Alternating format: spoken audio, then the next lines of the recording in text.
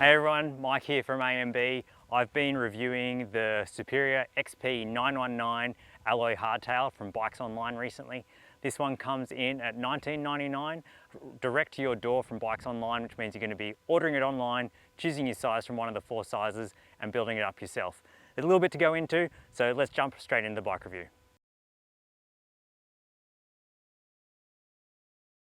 Superior bikes come from the Czech Republic, who are a bike mad country.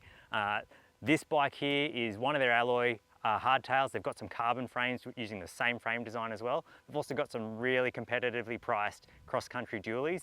They've also got a couple of long travel e-bikes and also a sweet range of gravel bikes as well.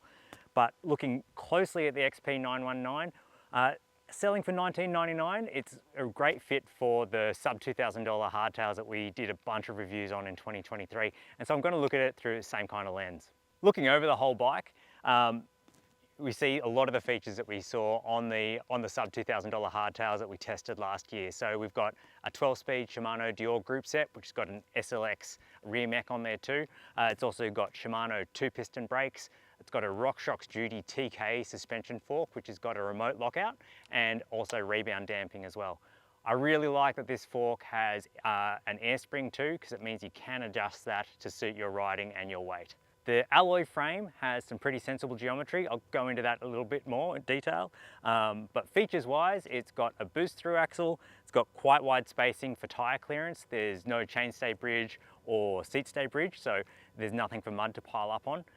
Internal routing, and it's also got a press fit bottom bracket.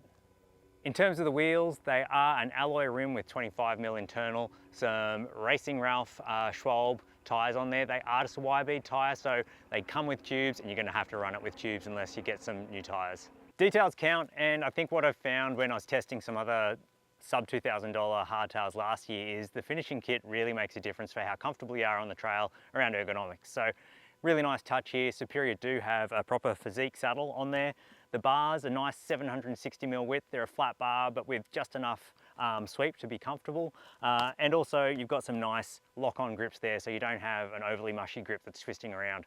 All in all, everything fell in place, and I found the large test bike I was on was a really good fit. I'm about 178 centimeters tall, and this one has a 455mm reach with a 74-degree seat angle and a 69-degree head angle.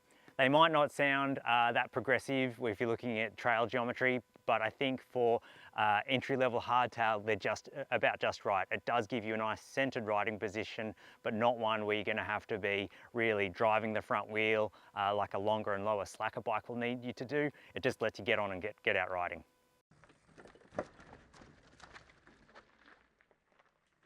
I guess the question is, how fun is this bike to ride on the trail? I think if you're viewing this through the lens of getting out and getting off-road, then it is a ton of fun. But you need to make sure you know what you're looking at with this bike. It is a cross-country hardtail with a 100mm fork. The frame doesn't really have capability to put a dropper post in, not internally anyway. So it's not a bike to be looking at if you want to take on the hardest trails in your local network. Bearing that in mind, I was pleasantly surprised with the capability of the bike within its kind of intended use. So mixed use trails, like multi-use trails where you're going to get walkers and even horse riders with a nice hard pack surface. This bike that absolutely rips along, and it's got really confident handling, strong braking, and the total gear range you'll ever need. Move that into some kind of middling flow trails, it's still really fun. Anywhere where you've got good grip with hard pack, it's a really nice bike to ride. If you start moving into loose over hard or really rocky terrain, it's not so much the bike that you come up against limits, it's more likely the tires. So with a 2.25 Schwalbe Racing Ralph, they are just a wire-bead thin wall tire, so there are tubes in there. You just do get shaken around a fair bit. You could really increase the handling and comfort with a proper tubeless tyre setup and some sealant in there too. Now that's not to say you can't take this bike on some fun single track. By all means you can, but you just need to be prepared that it won't have the traction and therefore the steering capability that you'd have on, say, a trail hardtail or a higher end trail bike. And you shouldn't expect it to. I did find though that the handling was balanced. I did sometimes get caught out with a lack of a dropper post, but that's the same as all the other sub $2,000 hardtails that I tested last year too. That geometry, 69 degrees for a head angle, might sound steep to some, and it is steep on some bikes, but I think for a 100mm hardtail designed as an entry-level bike, it is actually quite a confident position to put you in, but one that means in those tight, twisty corners, it doesn't need so much extra energy to get it through those twisty climbs. And that's actually where the bike is really enjoyable to ride. So if you're newer to riding off-road, I think you're going to find this is a very balanced bike to get on that you should be able to grow a little bit on too, especially if you make a few key upgrades, mainly around the tyre capability. If I had to say somewhere where the bike really didn't excel, and it was again on those rockier trails, steep sections are fine, you just need to get back and manage your speed through them. But if you're riding something that's got repeated hit after hit after hit, the fork gets overwhelmed, the wheels get overwhelmed, you'll feel a bit overwhelmed. It's not the most enjoyable aspect of riding a bike like this, but I think that's probably the case for any sub $2,000 100mm travel cross-country hardtail. You can't expect them to do absolutely everything, but what you can expect from a bike like this is it is going to be confidence inspiring on a lot of those mixed use and fast hardpack trails.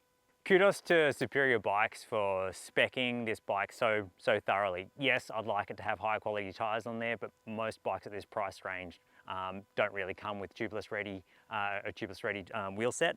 But with the Dior group set on there and the seamless shifting, that makes a big difference to anyone getting into the world of off-road. And I found climbing up trails, shifting under load, even if it was tight climbing single track, was a joy. And I think that's one of those challenges with riding if you're new to mountain biking, and this bike made it quite straightforward. So I guess the big question is, who does this bike suit? I really enjoyed riding the Superior XP 919. Bear in mind this frame design is carried through to carbon models with higher end build kits. So if you like how it sounds like the bike handles, but you're looking for something with either a lighter weight frame, nicer wheels, nicer parts, those are all available from BikesOnline and Superior. But this one, coming in just under $2,000, I think it's a great bike to look at if you want a bike to get into off-road riding, be that multi-use trails, purpose-built mountain bike trails that are kind of flow and swooping single track, or maybe it's for bike packing or commuting or just being out and about. If that's what you're looking for, you're going to have a lot of fun on this bike. There's no real weak point. Yes, you could upgrade the tyres, but again, that goes for most bikes, but it's got nice finishing kit, you're going to be comfortable on it, and it's got a drivetrain that works really well and is small part replaceable, and that really counts in the long term for value. BikesOnline have a range of bikes from Superior Bikes, and they also have their 30-day money-back guarantee. So if you get the bike to your door, you don't like it, you can get in touch with them and sort out exchanging it for something else. There's a fair few details on that one, so do check their website. Hope you found this review informative. If you want to see more details, head across to ambmag.com.au for my full review, and make sure you like and subscribe so you catch all our video reviews. Thanks for watching.